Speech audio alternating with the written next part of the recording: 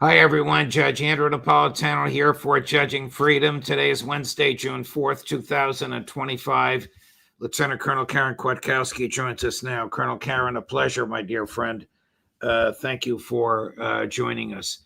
Did NATO and the United States just accelerate their war against Russia with these drone attacks that happened over the weekend? I mean, of course they did. This is the opposite of an action you would take if you were interested in peace, an imminent peace, any type of agreement. So, yeah, it looks like the same old war. It looks like Biden's war pretty much right now. If President Biden signed a presidential finding authorizing this, which is what would be necessary, I'm using the technical phrase presidential finding.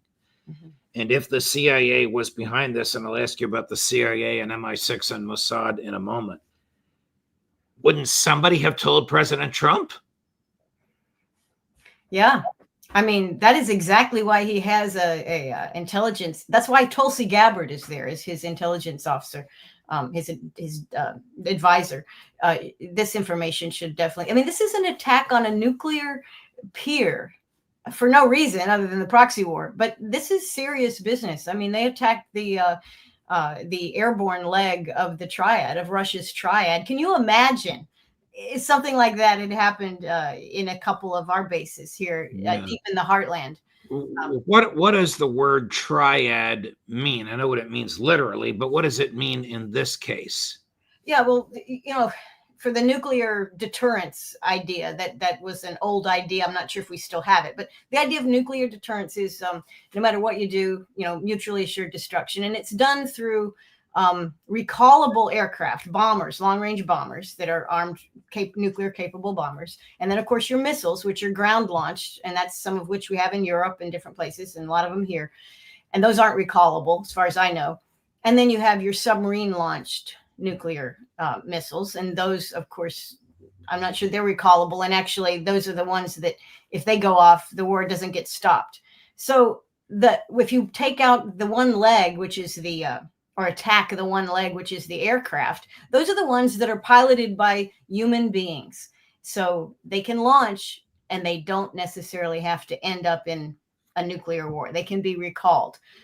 It's kind of maybe the safest fail-safe of having much like President Lyndon Johnson ordered American jets recalled when they were about to retaliate for the Israeli attack on the USS Liberty. They can turn around mid-flight before they attack their target, right? Sure. That's very funny.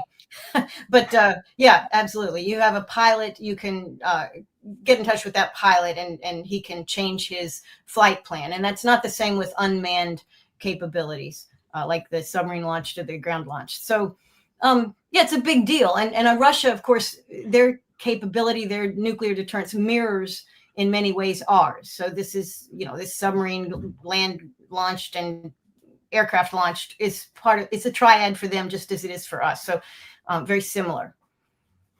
Is there any doubt but that CIA, MI6, and probably Mossad were behind this? You know, I don't have the data. I think I would, with high confidence, I would say that they were probably involved in it, aware of it, had foreknowledge of it. I mean, you know, we could say this also about a lot of things. 9/11, did some agencies of the government and other governments have foreknowledge? Yes, they did. October 7th, did governments have foreknowledge? Egypt warned Israel in advance of October 7th, and that was ignored. So foreknowledge is a given. I think there was foreknowledge. Were they involved in making it happen? Probably, but I don't. Well, I'm not 100% confident they were. In this case, I believe it's called the SBU, the Ukrainian Intel. Yeah. Aren't they wetted at the hip, almost to the point of subservience to MI6 and CIA? Well, that is pretty much. I mean, I don't think there would be an effective SBU without MI6 and the CIA. And realize too, you know, we're not talking about just since 2020 or 2022. We're talking about since even before 2014, our integration, this idea of adding Ukraine to NATO, preparing them for NATO membership. This has been going on for a long time, and that goes along with not just military doctrine but intelligence doctrine. Yeah, it's and you know, there's some similarities. I wrote about it. It's on your site, I think, now, or it will be soon. Comparing this to some extent to the way the pager attack was done, you know, Mossad's pager attack against Hezbollah in Lebanon. Well, that's why I ask about Mossad, because this is very, very reminiscent of that pager attack. I thought of the pager attack immediately after I had learned that the drones were secreted into Russia, put together there, taken out of the boxes there, and exploded from trucks with retractable roofs. It sounds like Mossad. Yeah. The use of, well, I use the word booby trapped, and that is actually a word that the UN regulations on how war is supposed to be fought. You know, they don't like booby traps. Some types of booby traps are illegal in international law. And it's kind of in that category of a booby trap, but it's also leveraging normal modern trade and marketplace activity, because, you know, the way the Mossad did their pager attack, you know, they took over an LLC or posed as one, you know, to insert themselves into the supply chain. And these trucks with the drones on them that made their way to these various bases deep inside of Russia, these were commercial trucks. I mean, these were truckers saying, hey, you know, put my load on, I'll hook my rig up to it, and I'll take it wherever it needs to go. That they leveraged normality in many ways. And that's very scary, because if they can do it in war, they can do it anytime, and they can do it anywhere. So there's a kind of a UN discouragement of this kind of thing, and certainly it doesn't seem 100% fair. It is effective, though. It's very effective, at least one time. It's effective one time. Right. Right before we went on air, you and I, literally minutes before we went on air, President Trump posted on his own website, Truth Social. Chris has turned it into a full screen, and I will read it. I just finished speaking by telephone with President Vladimir Putin of Russia. The call lasted approximately 1 hour and 15 minutes. We discussed the attack on Russia's docked airplanes by Ukraine, and also various other attacks that have been taking place by both sides. It was a good conversation, but not a conversation that will lead to immediate peace. Now, this part is in red. I don't know if he put it in red or somehow he emphasized it. President Putin did say, Chris put it in red. Okay. President Putin did say, and very strongly, that he will have to respond to the recent attacks on the airfields. We also discussed Iran and the fact that time is running out on Iran's decision pertaining to nuclear weapons, which must be made quickly. I stated to President Putin that Iran cannot have a nuclear weapon, and on this, I believe we were in agreement. So the news is, A, they talked. B, Putin's going to do something. Of course Putin's going to do something. Could you imagine if this happened here in the United States? We would have been all over the place by now. Yep.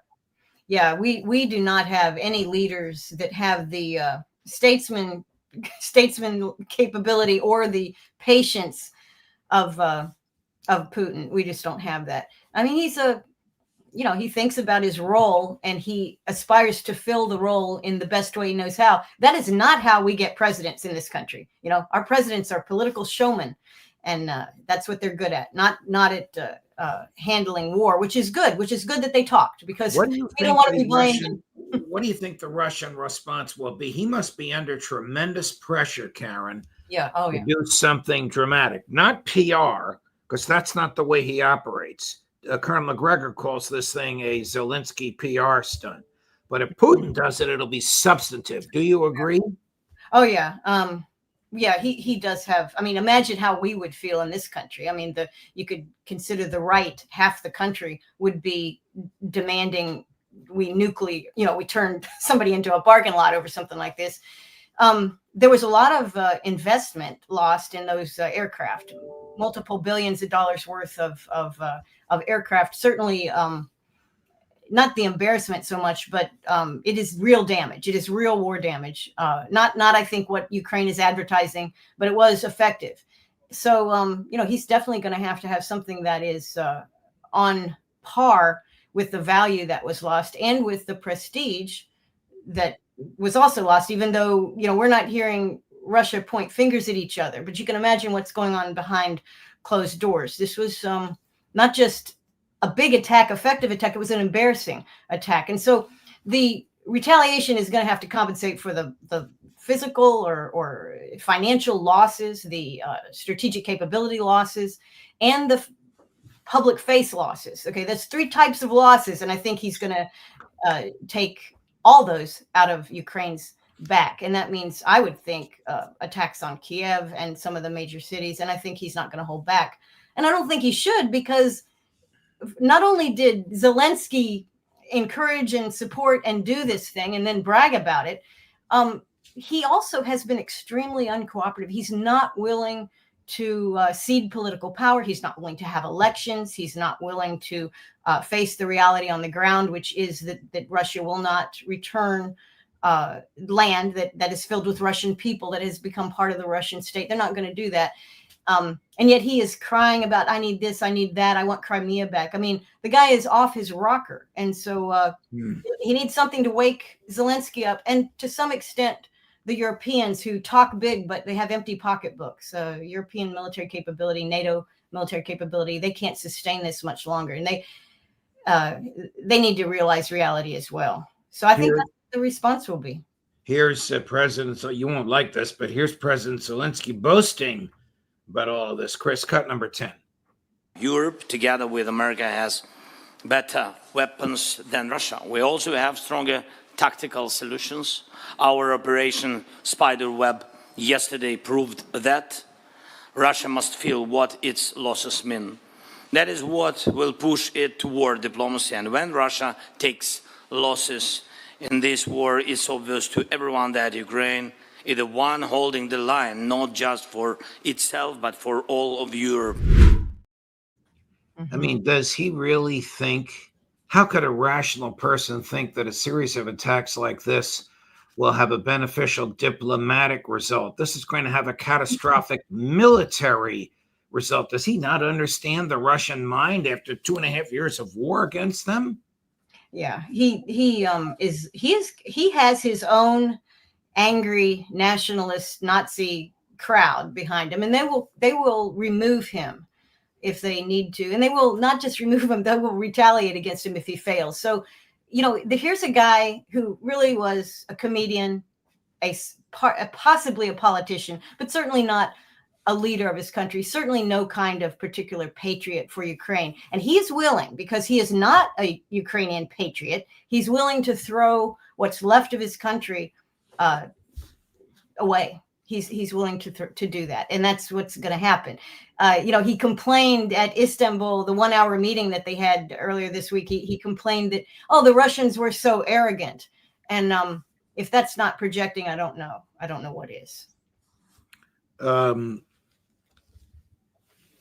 You wrote an interesting piece called Not Slouching, but Sneaking into World War III.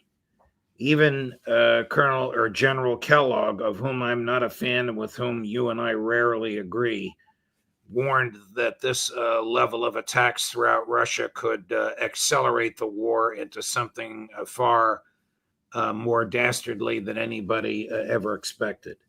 What do you mean we are sneaking into World War III? Well, fundamentally, no rational person on the planet, certainly not in U.S. and Europe or in Russia, wants World War III. Nobody wants a nuclear war. But the elites do. The elites do, and they have, war saves them in many ways. It saves them the trouble of dealing with unhappy populations. It saves them from dealing with their debt. One of the easiest ways to wipe out your debt is war. This is how they do it. I mean, they accumulate more debt, but the old debt gets wiped away very often. So the elites believe that a nuclear war can be conducted, and I say the elites, many in Washington, including in the Rand Corporation, they've proposed how do you fight and win a nuclear war? And this is not how we used to talk 30 years ago, but it is how they talk now. Survivable nuclear war, limited nuclear war. This is what's on their minds. This is what they think. And so they're willing to do that, and they're working very hard to do it, because as the popular opinion, and certainly in the West, certainly in Europe and in the United States, increasingly moves to nationalism, populism, peaceful, peaceniks, I guess you could say. I mean, people want peace, and that voice is finding a place in these countries, and the elites can't stand it. I mean, look at the NATO reaction to to what's going on. They say, oh, we're going to fight Russia, and if we don't, we're going to have to, even if we can't. So we've got to do all these things, and nobody in Europe wants to pay for any of that. They don't want to pay for it. They don't want to be in the military for it. They don't want to deal with it. They'd like their quality of life to go back to what it was, 4 or 5 years ago. That's what they want. But the elites don't want that. They don't have the same problems as the actual people. So they're willing, and they also don't need us. They're willing to sacrifice the resources and the humanity and the environment that a nuclear conflict would do. They're willing to do that. Most people are not. And I don't trust them. And I think they're very diligently sneaking us into really terrible war. And honestly,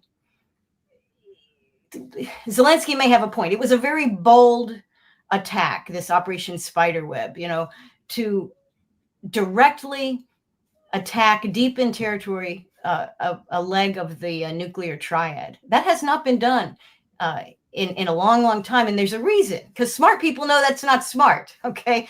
Zelenskyy's not smart, and they're gambling with Ukrainian lives, European lives, and even American lives, and not to mention, the rest of the world. I would really think that Trump should fire. If he didn't know about this, he should fire Gabbard, and he should fire Hegseth or John Ratcliffe, whoever in his international security circle, even Marco Rubio knew about this and didn't tell him. Yeah, those folks need to go. And also, it's very likely that the neocons and the Zionists in the administration did have some awareness of it. It's very likely Mossad also did, because they pay attention to these kinds of things. And of course, the CIA. So I think people in our administration, in Trump's administration, did know. And I think he needs to dig down and get them. Now, you remember a couple, 3, 4 weeks ago, Hegseth fired some of his advisors, and they were people that wanted an America First defense policy. And they got, to a man, 3 barriers to war were let go under basically fraudulent. It looks like it is actually a made up of charges, fraudulent charges. And that tells you there's some stuff going on in there. There are all kinds of, here's somebody that rarely you and I agree with, but he agrees with everything you just said. There are some aggressive attacks on Senator Graham in this, well-deserved, but he fears slouching toward World War III of all people. It's Steve Bannon on News Nation with my friend and former colleague Chris Cuomo. Our Chris, cut number 8. We can't have people over there telling the Ukrainians that we're going to back more. What we're trying to do is calm this down. What President Trump is trying to say is, like, look, we can't have Lindsey Graham, and particularly Zelenskyy, leading us into a third world war with a deep strike into Russia. And Putin came back today and said, hey, we're going to get to the bottom of this, and we're going to see who's accountable in Ukraine and beyond. And that was a message to the United States. What he's doing over there right now is stirring it up. He's giving Ukrainians false hope that we're there to support them on engaging Russia in a kinetic conflict, and we are not. 2 things ought to happen. Either cancel his passport and don't let him back in the country, or put him in jail if he comes back. And people better wake up to the fact that we're getting sucked into this war. If the intelligence community actually did this, this is an act of war against Russia. Did the American people vote to go to war with the Russian people? I agree with everything he said. I'm not so sure about arresting Senator Graham, but if the intelligence community did this, it's inconceivable that they didn't either do it or know about it. Yeah. If they didn't do it and didn't know about it, they should be fired. That's right. They are burned either way. but if they knew about it and did not inform the president, that's bad enough. But didn't let their counterparts know. This could have been a tipping point into a nuclear conflict of some sort. In the old days, if your nuclear capability was attacked, that was war. That's enough. That's war against another nuclear state. So this is what Zelenskyy did. And I do agree with him on both. I forget the Democrat senator that went over with Graham, but both of those guys. Blumenthal, Senator. Yeah, Blumenthal. Blumenthal Of Connecticut. Guys, yeah, it's very interesting that in a time where the president in particular is pushing for peace there. He's trying to disentangle ourselves and face reality, push for a peace that's honorable between all parties. At the time that he's doing that, he would send Blumenthal. He didn't send them, but Blumenthal and Graham do not reflect Trump's America First ideas and never have suggested that they do. So for them to go over there and speak to Zelenskyy, especially when I don't know about Blumenthal, but Graham is certainly a friend of Zelenskyy, a personal friend. They've had many, many meetings before. For that to happen underneath, I mean, isn't that like making foreign policy? And I thought that was the executive response. There used to be laws that were once enforced against members of Congress making their own foreign policy. Here is the aforementioned. This will aggravate your stomach, Karen. Here comes apologies ahead of time. Here is the aforementioned Senator Richard Blumenthal on June 1st. Chris, cut number 3. Putin is playing President Trump. He's taking him for a sucker. He is, in effect, stalling and stonewalling, prolonging the conversation so that he can mount this offensive and take control of more territory on the ground. If I were President Trump, I'd be insulted and offended by this affront personally, as well as to the United States of America. And America should be angry, deeply angry. Senator Graham, in the same interview, the same conversation, Chris, cut number 2. We saw credible evidence of a summer, early fall invasion, a new offensive by Putin. He's playing the game at the peace table. He's preparing for more war. And I think the Senate is fed up with Putin. The American people see Putin as unreasonable. They see Ukraine is trying. President Trump has made that distinction real. So the Senate and the House of Representatives in the next 2 weeks will be moving forward with a sanction bill that's bone crushing. Okay, first off, bone crushing, really? Okay, that tells you right there he understands nothing about foreign policy or global economics. Bone crushing, that's a joke. But his this view of Putin not being serious, I mean, his team in the second round of talks in Istanbul, they've had 2 meetings, has been extremely well prepared. They have laid out very detailed documents that could actually lead to an agreement. They are ready to go. They're not playing. If Zelenskyy signed or even dealt with and talked about the proposals that Russia has, the peace would happen. Now, Zelensky's like living in a fantasy world. He hasn't lost the war. The U.S. will continue to support him. He can wait Trump out and get a Democrat in, and then everything will be happy for him again. And meanwhile, the reality on the ground is Ukraine is shrinking. It is shrinking and shrinking and shrinking. It has already been mostly sold off to BlackRock and the big investment firms. Their wealth, their future has been wasted. Their children have been wasted. Their folks that left, the refugees or folks that went to Europe and America and Canada and other places, are not returning to rebuild Ukraine. Okay, all of this is reality. So it's Zelenskyy, for him not to address this, not be willing to have peace, and then to whisper in idiot brain Graham and Blumenthal's ears, who obviously haven't learned a thing in 30 or 40 years in the Senate.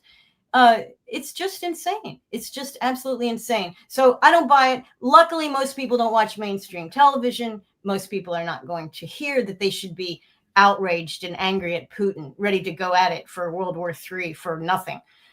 Most people aren't going to pay attention to what those guys are saying, and that's good. But I think they deserve a little smackdown from the executive branch. I mean, you cannot, if an American person tried to make foreign policy, that you're not supposed to do that, right? This is against the law, and certainly the Senate should be similarly constrained. And I think there must be something that can be done about it. That's if you care about peace. If we want to care about war, then we can send these guys to every country. Karen Kwiatkowski, thank you very much. Thank you for your time. Thank you for your piece, not slouching, but sneaking into World War III, which is at judgenap.com and elsewhere. Great writing, as always. Thank you for joining us. Thank you for accommodating my schedule today. It's not your usual time. We'll talk to you again next week. All the best. Super. Thanks, Judge. Of course. Coming up at 3 o'clock this afternoon on all of this, a little bit more about Gaza. Phil Giraldi, Judge Napolitano for Judging Freedom.